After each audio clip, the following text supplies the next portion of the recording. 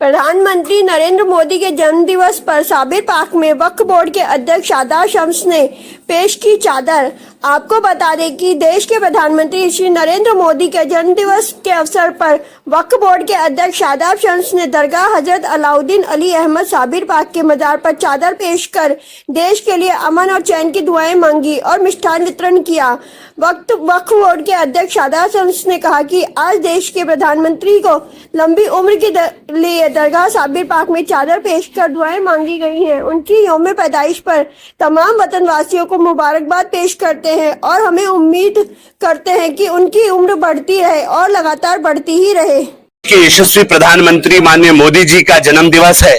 और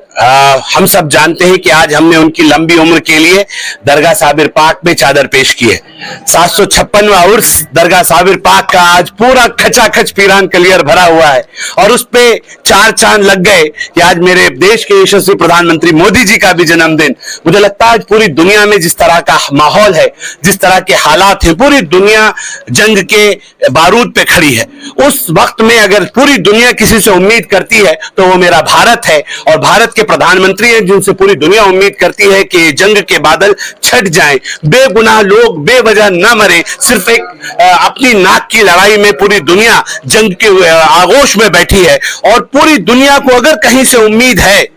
तो वो सिर्फ हिंदुस्तान से, इस भारत से उम्मीद है और देश के प्रधानमंत्री से उम्मीद है। तो इसलिए हमने कहा कि आज पूरी दुनिया को जिससे उम्मीद है कम से कम उसकी लंबी उम्र की हम सब लोग दुआ करते हैं और तमाम लोगों ने, जायरीनों ने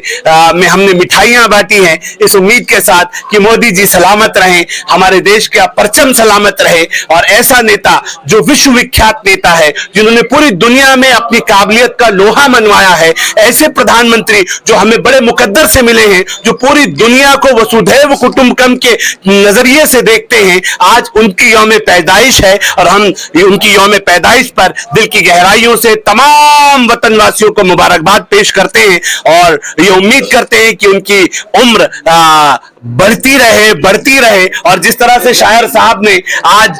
कव्वाली पढ़ी और कहा कि बुढ़ापा उनको कभी ना आए, वो लगातार जवान नौजवान बने रहे। मुझे लगता है ये अपने आप में उनकी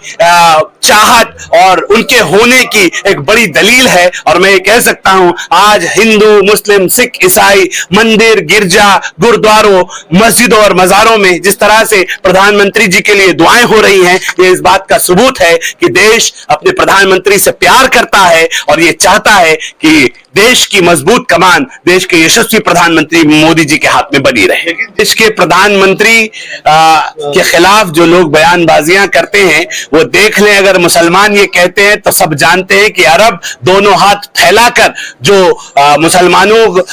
के अपने आप को लीडर समझते हैं, OIC पूरा का पूरा मोदी जी को हाथ फैलाकर खुशामदीद कर रहा है और बधाइयां दे रहा है, मुबारकबाद पेश कर रहा है। जो लोग नफरतें करते हैं उनके लिए मेरे प्रधानमंत्री जी के दिल में कुछ खलिश हो सकती है, लेकिन जो मोदी जी से प्यार करते हैं, हिंदुस्तान के लोग नहीं दुनिया भर के लोग अब मोदी जी को चाहते हैं, उनसे मोहब्बत करते हैं और उनकी लंबी उम्र की दुआ कर रहे हैं। जो लोग नाराजगी दिखाते हैं, जो लोग सियासत करते हैं, उनको तो हर जगह कमियां दिखती हैं तो उनकी ज्यादा चिंता नहीं करनी चाहिए। तमाम दुनिया से लोग आते हैं, आज इंग्लैंड से भी कुछ लोग आ रहे हैं, लगातार साउथ अफ्रीका से लोग आते हैं, बांग्लादेश से लोग आते हैं, लेकिन सारी घुमा फिरा के सुई पाकिस्तान पे अटक जाती। पिछली बार हमने पाकिस्तान के तमाम जायरीनों को श्रीमद् भगवत गीता, गंगा जली और रुद्राक्ष की माला दी थी और उनको ये संदेश देने की कोशिश की थी कि हम आपकी अकीदत का सम्मान करते हैं क्योंकि हम अतिथि देवो भव के मानने वाले हैं, लेकिन आपको भी, क्योंकि हम पाकिस्तान के हालात को जानते हैं, आपको भी वहां के लोगों की, जो हमारे लोग पाकिस्तान में हैं, हिंदू भाई जिनको आए दिन धर्म के नाम पर प्रताड़ित किया जाता है, हमारा कहना था कि आपको उनके भी धर्म का सम्मान करना चाहिए, उनकी अकीदत का भी सम्मान करना चाहिए और हम लोग 150 करोड़ लोगों के सनातन प्रेमियों की आध्यात्मिक राजधानी देवभूमि उत्तराखंड है, उसकी धर्मनगरी हरिद्वार से एक प्यार और मोहब्बत का संदेश दिया। उन लोगों ने वादा किया था कि हम वहां से वीडियोस बना के भेजेंगे। वो वीडियोस तो नहीं आई, लेकिन वहां से सज्जादों के नाते कोई सूफी साहब है, उन्होंने इस तरह से प्रेस करके यहां से एक मैसेज देने की कोशिश की और ये बताया कि उनको श्रीमद् भगवत गीता और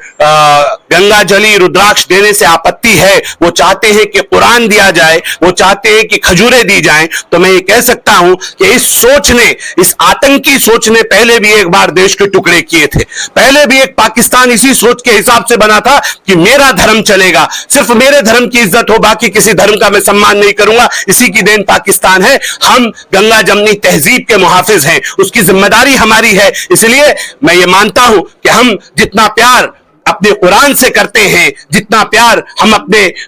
नबियों से करते हैं, साहबाओं से करते हैं, उतना ही प्यार हम यहाँ के इष्ट देवों से करते हैं। हमने मजहब बदला है, हम अरब नहीं हैं, हम अफगान नहीं हैं, हम मुगल नहीं हैं, हम हिंदी हैं। हमने मजहब बदला है, अल्लाह और अल्लाह के रसूल के कलाम पर हम ईमान लाए हैं। लेकिन कोई जो मेरे पूर्वजों को नापसंद करता हो, जो उनके संदेशों को श्रीमद् भगवत गीता के रूप में जो है उनको नापसंद करता हो, तो उन लोगों को मैं बिल्कुल पसंद नहीं करूंगा। अगर कोई मेरे अपनों के धर्म की इज्जत नहीं करता, तो ऐसे लोगों के लिए हमारे पास देने के लिए इज्जत भी नहीं है, ना मैं उन लोगों से मिलूंगा। अगर ये संदेश उनकी तरफ से है तो ये बहुत चिंता का विषय है, ये पाकिस्तान के लिए दुर्भाग्य है। और अगर ये संदेश सज्जादों की तरफ से है, सूफीज्म के जो लोग हैं, जो दरगाह में अपने आप को यहाँ का खादिम बताते हैं और हिंदुस्तान का नमक खाते हैं, अगर ये संदेश उनकी तरफ से है तो ये और बड़ा चिंता का विषय है कि जिस थाली में खाते हो कम से कम उस थाली में छेद नहीं करते। अगर आप हिंदुस्तान में रहकर भी आपको श्रीमद् भगवत गीता, श्री कृष्ण श्री राम से दिक्कत है, तो आपको हिंदुस्तान में रहने का अधिकार नहीं है। आपको कट्टर सोच के साथ पाकिस्तान चले जाना चाहिए। हम आपका खैर मकदम करेंगे, आपका शुक्रिया अदा करेंगे। नापाक लोगों के लिए मुझे लगता है पाकिस्तान में ही जगह हो सकती है, इस मुल्क में जगह नहीं है।